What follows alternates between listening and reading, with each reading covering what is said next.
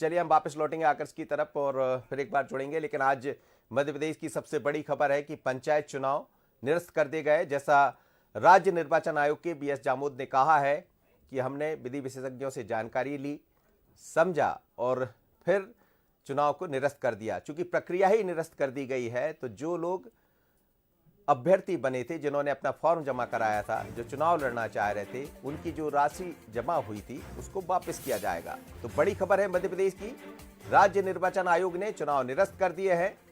तमाम मुद्दों पर चर्चा चलती रही, लगातार बातें आती रही सामने कि आखिर होगा क्या। लेकिन आगे बढ़ते हैं, इसी खबर पर हम एक बार फिर से आगे बढ़ेंगे। उससे पहले हम अपने मेहमानों से आपका परिचय करा दूं। मेरे साथ 3 मेहमान जुड़ रहे हैं। रजनीश अग्रवाल जी हैं, प्रदेश मंत्री भारतीय जनता पार्टी के। रजनीश जी आपके बहुत स्वागत है। साथ ही अब्बास हफीज जी मेरे साथ स्टूडियो में मौजूद हैं। अब्बास जी आपका भी बहुत स्वागत है। और चेतन भट्ट जी जुड़ रहे हैं, वरिष्ठ पत्रकार जबलपुर से। सर आपका भी बहुत स्वागत है। सबसे पहले चेतन भट्ट साहब आपसे ही समझना चाहेंगे, अब साफ हो गया है कि मध्य प्रदेश में चुनाव नहीं होंगे। अब किसकी जीत किसकी हार ये अलग मुद्दा है, लेकिन जो लोग लंबे समय से इंतजार कर रहे थे कि पंचायत के चुनाव में हम भागीदार बनेंगे, चुनाव लड़ेंगे, हमें लगता फिर एक लंबा इंतजार करना पड़ेगा। जैसा अभी थोड़ी देर पहले चुनाव आयोग, राज्य निर्वाचन आयोग के बीएस जामोद से बात हो रही थी, उन्होंने साफ कहा है कि निर्वाचन निरस्त किए जाते हैं, लेकिन साथ ही जो भी अभ्यर्थी थे जिनका पैसा जमा हुआ है, जो राशि जमा हुई है, उसको वापस लौटाया जाएगा। और कितना इंतजार अब करना पड़ सकता है, चेतन भट्ट साहब? नहीं, देखिए, ये बड़ी उन लोगों के लिए बड़ी निराशाजनक खबर है जो लंबे समय से इस तरह के चुनाव का, पंचायत चुनाव का इंतजार कर रहे थे। और दूसरा, वो क्षेत्र की जनता के लिए भी काफ़ी निराशाजनक खबर है जो अपने प्रतिनिधियों को चुनकर विकास कार्यों के लिए प्रेरित करना चाहती थी या चाहती थी कि हमारे क्षेत्र का विकास हो। आप देखिए कि नगरीय निकायों के चुनाव भी लगभग 21 महीना हो रहा है, वहाँ भी चुनाव नहीं हुए हैं और तमाम नगरीय निकायों में प्रशासक राज चल रहा है। नौकरशाही से किसी प्रकार के बहुत ज़्यादा विकास की उम्मीद करना अपने आप को भ्रम में रखना है। महापौर हो, पार्षद हो, जिला सरपंच हो, जिला पंचायत अध्यक्ष हो, इनके पास आदमी अपनी समस्या लेके जा सकता है, वो सुनते हैं जी। और चूंकि वो एक जनप्रतिनिधि होते हैं, जनता के द्वारा ही चुने जाते हैं, उनके वोट से चुने जाते हैं, तो वो उनकी बात धैर्य से सुनते हैं। ये बात तो पहले ही तय हो गई थी जब सरकार ने कैबिनेट की बैठक के बाद ये तय कर लिया था कि जो अध्यादेश के माध्यम से हम चुनाव करवाना चाहते थे वो अध्यादेश हम वापस ले रहे हैं। महामहिम राज्यपाल के पास भी गया था और चूंकि राज्यपाल को मंत्रिमंडल की सिफारिश मानने के लिए बाध्य होते हैं तो उन्होंने भी उसको स्वीकार करके निर्वाचन आयोग को भेज दिया था। क्योंकि निर्वाचन आयोग एक संवैधानिक संस्था है तो वो किसी भी निर्णय को लेने से पहले इस बात का पूरी तरह से वो करना चाहती थी कि किसी प्रकार की इसमें कानूनी पैंच ना आए, इसलिए उसने थोड़ा सा समय लिया और प्रदेश के वरिष्ठ विधिवेत्ताओं से सलाह लेके इस चुनाव को निरस्त कर दिया। वैसे लगभग तय था कि चुनाव निरस्त हो। चलिए सर, आप मेरे साथ मुझे लगता है कि अभी जैसा कि जामोद साहब भी कह रहे हैं कि अभी ये जी, चलिए एक बार सर फिर से सुन लेते हैं। हम इस चर्चा को आगे बढ़ाते उससे पहले एक बार बीएस जामोद साहब से हम बात करने का प्रयास करेंगे। लेकिन रजनीश अग्रवाल जी मेरे साथ जुड़े हैं, भारतीय जनता पार्टी के प्रदेश मंत्री हैं। रजनीश जी क्या कहेंगे? चुनाव तो निरस्त हो गए, आप लोग भी ये लगातार कह रहे थे कि 27% आरक्षण के बिना, ओबीसी को आरक्षण मिले बिना ये चुनाव नहीं कराए जा सकते। अब क्या होगा आगे की प्रक्रिया? सरकार क्या चाहेगी? कब तक अब चुनाव होंगे? क्योंकि अब निगाहें सरकार के ऊपर भी टिक जाएगी। देखिए, अभी श्रीमान चैतन्य भट्ट जी जो कह रहे थे, मैं पूरी तरह से उनसे सहमत हूं और इसी चिंता के साथ में सरकार ने चुनाव कराने की इच्छा जाहिर की थी और दृढ़ इच्छा शक्ति के साथ में अपनी जो भूमिका थी सरकार ने निभाई थी। राज्य निर्वाचन आयोग ने चुनाव तय किए थे और चुनाव घोषित होने के लिए हो चुके थे जी। लेकिन कांग्रेस को आखर रहा था कि चुनाव हो क्यों रहे हैं, क्योंकि कांग्रेस हताश। रजनीश जी मैं 2 मिनट आपको रोकना चाहूंगा। एक बार फिर से बीएस जामोद सीधे जुड़ रहे हैं हमारे साथ, हम उनसे बात कर लेते हैं, समझ लेते हैं, क्योंकि हजारों दर्शक इस वक्त बंसल न्यूज पर जुड़े हैं। आकर्ष के साथ मौजूद है। आकर्ष, फिर से मैं एक बार समझना चाहूंगा कि आज बड़ी खबर है, मध्य प्रदेश की सबसे बड़ी खबर कि राज्य निर्वाचन आयोग ने चुनाव निरस्त कर दिए। आगे की क्या प्रक्रिया होगी? वो लोग जो चुनाव मैदान में थे उनके लिए क्या होगा? कब तक चुनाव होंगे? क्या करने जा रहा राज्य निर्वाचन आयोग? बात कीजिएगा बीएस जामोद साहब से। आकर्ष जी, मनोज जी, सबसे पहले मैं बीएस जामोद साहब से यही जानना चाहूँगा सर, जो आपने फैसला लिया है किस आधार पर आपने जो फैसला लिया गया है? देखिए, 4 दिसंबर को हमने निर्वाचन की प्रक्रिया प्रारंभ की थी, जो कि 21 नवंबर के अध्यादेश के पश्चात की थी। मध्य प्रदेश शासन ने जो 21 नवंबर को अध्यादेश जारी किया था उसको वापस ले लिया। तो ऐसी स्थिति में कंडीशन परिवर्तित हुई हैं। ऐसी स्थिति में फिर हम ये निर्वाचन की प्रक्रिया पे क्या करें, तो हमने लीगल ओपिनियन लिया और लीगल ओपिनियन के आधार पर हम आयोग इस निर्णय पर पहुंचा है कि ये निर्वाचन की प्रक्रिया को कंटिन्यू नहीं किया जा सकता है। ऐसी स्थिति में हमने निर्वाचन आधार क्या बनाया चुनाव निरस्त करने का? रहेगी सर, आगे चुनाव कब कराए जाएंगे सर? आधार क्या बनाया गया चुनाव निरस्त करने का? ये आधार यही है कि जब हमने निर्वाचन की प्रक्रिया प्रारंभ की थी उस समय वार्ड विभाजन की स्थिति डिफरेंट थी, अब स्थिति डिफरेंट हो गई है। ऐसी स्थिति में उस प्रक्रिया को निरस्त नहीं, वो कंटिन्यू नहीं किया जा सकता था और इसीलिए हमने ये प्रक्रिया को निरस्त किया है। सर, आगे की क्या प्रक्रिया होगी? क्या 2018 में जो परिसीमन और आरक्षण किया गया था, क्या उसके आधार पर आप चुनाव कराएंगे? वर्तमान में जो परिसीमन लागू है उस परिसीमन के आधार पर आगामी निर्वाचन प्रारंभ करने के लिए विचार किया जाए। वर्तमान में क्या ये 2019 का आकर्ष मैं आपसे समझना चाहूंगा। वर्तमान में जो उन लोगों के जिनके नहीं, आकर्ष हम समझना चाहेंगे आपसे, पूछिएगा जामोद साहब से कि वर्तमान में जो प्रक्रिया है वो 2019 की है, चूंकि 2014 को लेकर पहले अध्यादेश आया, फिर उसको निरस्त कर दिया, खुद सरकार ने वापस ले लिया, तो अब क्या आधार 2019 का होगा? अब आपके पास जो परिसीमन रहेगा उस जो आपके पास अभी है 18 और 19 का, तो क्या उससे चुनाव कराए जा सकते हैं अभी? जी हाँ, परिसीमन वर्तमान में जो भी लागू है उस पर निर्वाचन की प्रक्रिया प्रारंभ करने पर विचार किया जा सकता है। अभी कौन सा लागू है सर? अभी फिलहाल 18-19 उसके आधार पर चुनाव। तो सर क्या आप लोगों की आगे की स्टेप क्या होंगे, ये जानना चाहते हैं। आगे की स्टेप, आगे जैसे आप बता रहे हैं कि नवीन जो परिसीमन होगा उसके आधार पे और शासन द्वारा जो आरक्षण किया जाएगा उसके आधार पर हम आगे कार्रवाई करेंगे। कुछ चीज़ जानना चाहूँगा सर, सरकार गई है कोर्ट के पास, सुप्रीम कोर्ट के पास, उन्होंने बोला 4 महीने के लिए स्थगित कर देने चाहिए चुनाव को, तो क्या अब उसका असर नहीं पड़ेगा? सुप्रीम कोर्ट कुछ आदेश आप लोगों को निर्देश दे सकता है और अभी आपने जो है फैसला ले लिया? नहीं, अगर कोर्ट कहता है और जल्दी कराएं तो हम जैसा कोर्ट का आदेश होगा उसका भी पालन करने के लिए तैयार हैं। चलिए आकर्ष आपका बहुत बहुत धन्यवाद, आप हमारे साथ जुड़े। जी बहुत बहुत धन्यवाद, आप हमारे साथ जुड़े। आकर्ष और बीएस जामोद साहब का भी धन्यवाद। वो साफ तौर पर कह रहे थे कि जो परिसीमन 2019 का है उसके आधार पर ही चुनाव अभी कराया जा सकते हैं, क्योंकि अध्यादेश पहले लेकर आई थी सरकार, बाद में वापस ले लिया, तो जाहिर सी बात है कि वो स्थिति एक जैसी हो जाती है जैसा राज्य निर्वाचन आयोग कह रहे थे। लेकिन अब कब चुनाव होंगे, क्या होगा, क्योंकि इस मसले को लेकर रिव्यू पिटीशन भी सुप्रीम कोर्ट में लगी है। मेरे साथ 3 मेहमान जुड़े हैं और फिर से एक बार मैं उन्हीं की तरफ चलता हूं। रजनीश जी, आप बात सुन रहे थे राज्य निर्वाचन आयोग की भी, और आप अपनी बात पूरी कीजिएगा, बीच में छूट गई थी। जी रजनीश जी। मैंने कहा कि भारतीय जनता पार्टी की सरकार चुनाव जल्द करवाना चाहती थी, क्योंकि अलग अलग कारणों से चुनाव लंबित हुए थे। स्थानीय निकाय के चुनाव, चाहे वो पंचायत के हों या नगरीय निकाय के चुनाव, और उसी मंशा से सरकार ने अपनी जिम्मेदारी का निर्वहन किया था। लेकिन कांग्रेस नहीं चाहती थी चुनाव हो, इसलिए हाईकोर्ट, सुप्रीम कोर्ट और हाईकोर्ट गई, और कांग्रेस की मंशा रिजर्वेशन के रोटेशन को लेकर थी, जिसके कारण रिजर्वेशन के नाम पर महाराष्ट्र का जो गवली प्रकरण था उसका हवाला देते हुए पूरी साजिश के तहत, मैं रिपीट कर रहा हूं कोट अनकोट में जी, कि कांग्रेस ने साजिश करते हुए गवली प्रकरण का, जो महाराष्ट्र का प्रकरण है, उसका उल्लेख किया, और उसी के आलोक में मध्य प्रदेश के रिजर्वेशन को लेकर जो ओबीसी का रिजर्वेशन था निरस्त करने का काम सुप्रीम कोर्ट ने किया। ये साजिश कांग्रेस, रजनीश जी मेरा आपसे एक सवाल है। पैदा हुई जी, जो विसंगतियां पैदा हुई, जी विसंगतियां पैदा हुई, उन विसंगतियों के साथ में चुनाव कराना संभव नहीं था।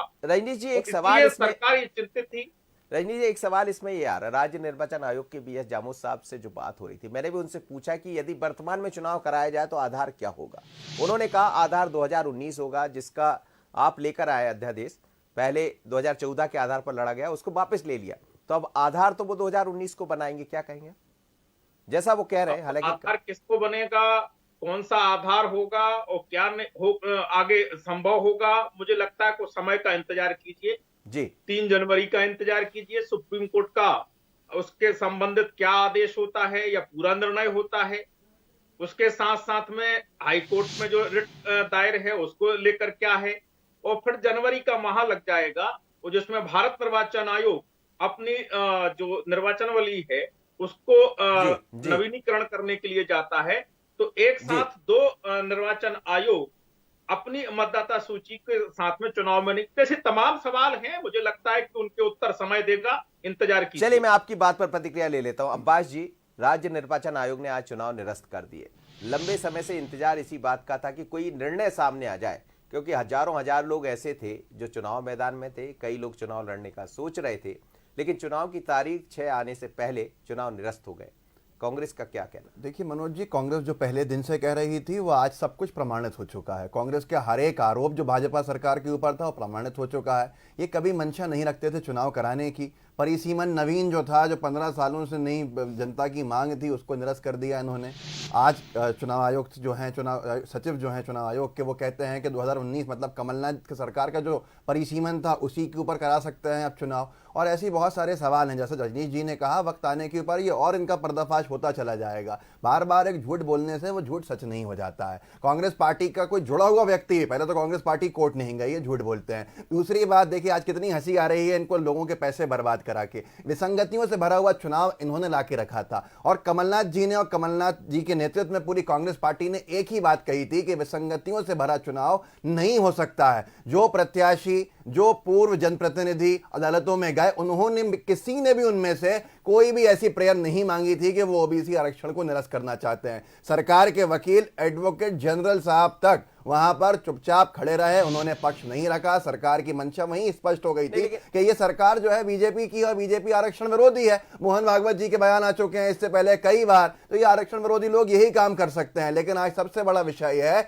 कमलनाथ जी ने जो बात पहले दिन कही थी, अगर उसको उस वक्त मान लिया जाता तो इतना समय बर्बाद नहीं होता, और आज हम एक अच्छे चुनाव के मैदान में होते। अब्बा जी, एक सवाल बार बार आ जाता है, सवाल यही है, भारतीय जनता पार्टी की तरफ से उठाया जाता रहा, प्रक्रिया चल रही थी चुनाव की, तारीख तय हो गई और ये कहा गया कि 14 के आधार पर चुनाव होंगे। अब वो बात अलग है कि चुनाव टल गए, पर इस बीच में जैसा कहा जा रहा है कि जिस महाराष्ट्र की बात होती है, जिस मुद्दे पर लेकर ये चुनाव आगे बढ़े हैं, तो वो कहते हैं कि ना आप कोर्ट जाते, ना स्थितियां निर्मित होती।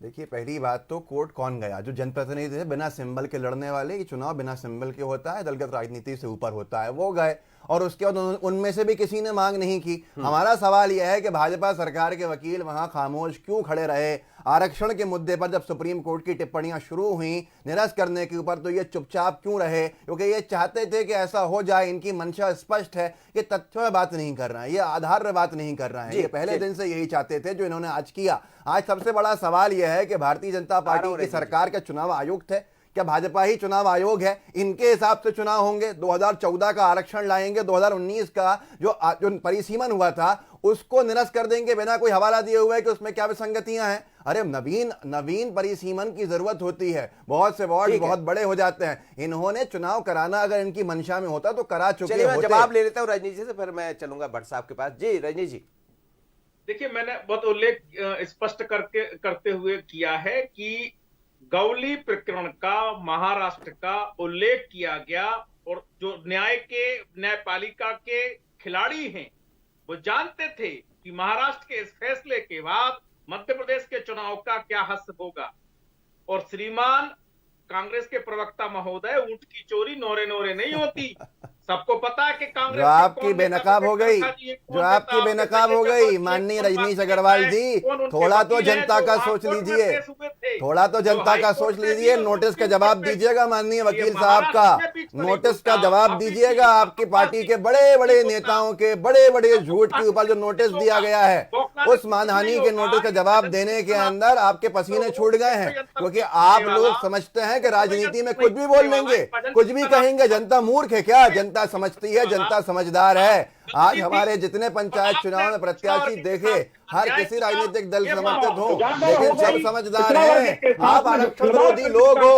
आपके मोहन भागवत जी भी आरक्षण का विरोध कर चुके हैं इससे पहले। अरे आरक्षण विरोधियों से क्या उम्मीद करेगी जनता? ओबीसी का 27% आरक्षण भी आपने 15 साल में नहीं दिया था, कमलनाथ सरकार ने लाके दिया। 27% आरक्षण की बातें करते हैं, ये झूठ अब बेनकाब हो गया है और आपका झूठ प्रमाणित हो गया आज। और कांग्रेस पार्टी का हर एक आरोप सिद्ध हुआ है आज की तारीख के अंदर कि आपकी कोई मंशा नहीं थी और आप ऐसे संगठनों से बड़ा चुनाव कराने की भी आगे अध्यक्ष चुनाव निरस्त हो और आपकी मंशा जनता की सामने हो गई और आप दोनों में फंस गए। समझ बेनकाब हो चुके हैं, बेनकाब हो गए हैं। झूठ बेनकाब हो गया है, जन विरोधी नीतियां बेनकाब हो गई है, आरक्षण विरोधी सोच बेनकाब हो गई है। 90 के दशक में जैसा आरक्षण का विरोध किया, आज वैसा ही विरोध सामने आएगा।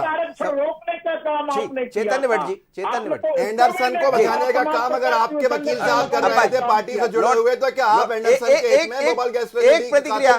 चैतन्य भट्ट जी, वरिष्ठ पत्रकार मेरे साथ जुड़े। चैतन्य जी, दोनों को आप सुन रहे हैं, अब किसने क्या किया वो तो सब समझ रहे हैं लोग भी, और मुझे लगता है कि जनता या जो मैदान में चुनाव मैदान में लोग थे वो भी देख रहे होंगे। अब बड़ी बात यह है कि चुनाव के लिए एक लंबा इंतजार दिखाई दे रहा है, जिसका आप भी चर्चा कर रहे थे, क्योंकि नई तरह की प्रक्रिया होंगी, फिर से वोटर लिस्ट या ओबीसी आरक्षण 27% की जो बात की जा रही, 3 तारीख को एक हेयरिंग होना है जिसमें सुनवाई होना है।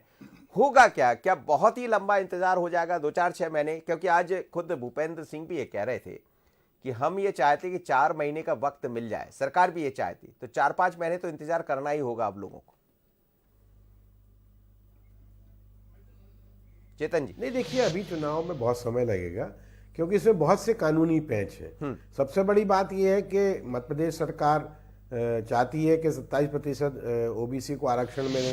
कांग्रेस भी उसके सुर में ला रही है, लेकिन सुप्रीम कोर्ट का जो 9 सदस्यीय पीठ थी उसका स्पष्ट कहना है कि आप 50% से ज़्यादा आरक्षण नहीं दे सकते। उस पर रिव्यू पिटीशन भी लगी हुई है। तो बहुत से अभी इसमें कानूनी पेंच है। मुझे लगता नहीं कि इतनी जल्दी इस मामले का निपटारा हो पाएगा, क्योंकि अभी तो सुप्रीम कोर्ट ने सुनवाई से भी इनकार कर दिया था कि अवकाशकालीन पीठ के अवकाश के बाद ही हम इसकी सुनवाई करेंगे। अब 3 जनवरी को सुनवाई, उसमें क्या होता है, उसके बाद 27 जनवरी की सुनवाई है, उसमें क्या होता है। और दूसरी बात, जब सरकार खुद कह रही कि 4 महीने का इंतजार होना चाहिए, तो मुझे लगता है कि अभी इतनी जल्दी तो ये चुनाव संभव होना नहीं है, क्योंकि इतने ज़्यादा इसमें कानूनी पहलू हैं और जिसका विधिवेत्ता भी काफ़ी अध्ययन कर रहे हैं। क्योंकि दूसरी बात जो है कि परिसीमन अगर 19 के मानते हैं तो उसको भारतीय जनता पार्टी सरकार नहीं मानेगी। ये बात अलग है कि उन्होंने अपना 2014 वाला जो अध्यादेश था वो परिसीमन के आधार पर उसको वापस ले लिया है, लेकिन वो नहीं चाहेंगे कि कमलनाथ सरकार ने जो परिसीमन किया, तो उनका तो कुछ आरोप है कि इसमें 2000 पंचायतों का कुछ गड़बड़ी की गई है, इस तरह का भी आरोप है भारतीय जनता पार्टी का। तो अभी इतना आसान नहीं है ये पंचायत चुनाव, लेकिन मुझे लगता है कि सरकार उस बारे में बहुत जल्दी निर्णय लेना चाहिए कि इस तरह के जो नगरीय निकायों के और स्थानीय निकायों के चुनाव हो जाएं, ताकि जनता की समस्याएं हल हो सकें। बिल्कुल, क्योंकि नौकरशाही जब तक रहेगी इन संस्थाओं में, तब तक विकास कार्य भी अवरुद्ध रहते हैं और जनता की बात भी नहीं सुनी जाती। जी चलिए, मैं छोटी छोटी प्रतिक्रिया 30 सेकंड की दोनों मेहमानों से ले लेता हूं। रजनीश जी, अब क्या कदम होगा आपकी सरकार का? जैसा आपने भी कहा, एक तो रिव्यू पिटीशन लगी हुई है सुप्रीम कोर्ट में, उस पर भी सुनवाई होना है, वो 3 तारीख को होगी, जो संभावना दिखाई दे रही है। आज केंद्र सरकार की तरफ से भी एक पिटीशन लगा दी गई है और दूसरी एक ओबीसी महासंघ की तरफ से भी लगी, जैसा भूपेंद्र जी ने बताया। अब क्या होगा इसमें? कब तक आपका, जैसा भूपेंद्र जी कह रहे थे 4 महीने लग जाएंगे कम से कम, तो क्या एक लंबा इंतजार लोगों को करना पड़ेगा अब चुनाव के लिए?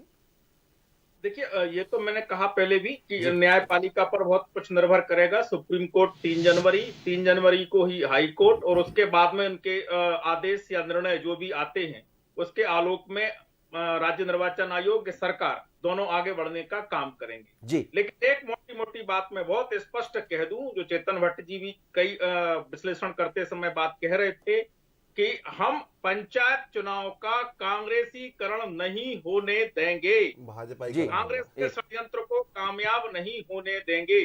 इन पंचायत चुनाव का लोकतंत्रीकरण ही होगा और लोकतंत्र में जो छिपी भावनाएं जनता की होती हैं वो ही पूर्ति होंगी।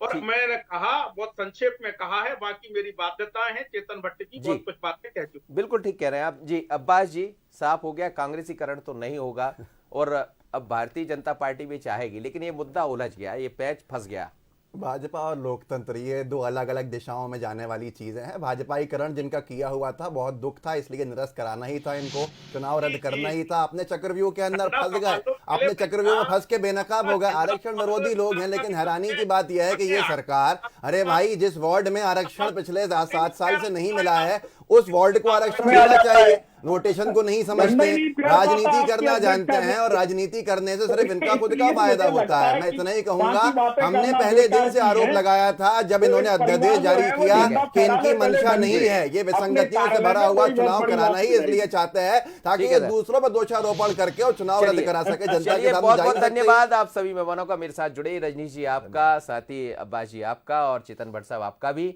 लेकिन मध्य प्रदेश में बीते कुछ दिनों से लगातार उहापोह की स्थिति थी, खासकर पंचायत चुनाव को लेकर कि आखिर होगा क्या।